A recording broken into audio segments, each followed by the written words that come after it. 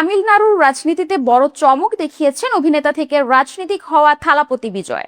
3 বছর আগে গড়া তার দল টিভিকে এবার বিধানসভা নির্বাচন জয় পেয়ে ভেঙে দিয়েছে ডিএমকে ও এআইডিএমকে এর দীর্ঘদিনের আধিপত্য। বিশ্লেষকদের মতে শুধু তারকা খ্যাতি নয়, মানুষের আবেগ ও জনপ্রিয় ইমেজকে রাজনৈতিক শক্তিকে রূপ দিয়েছে বিজয়।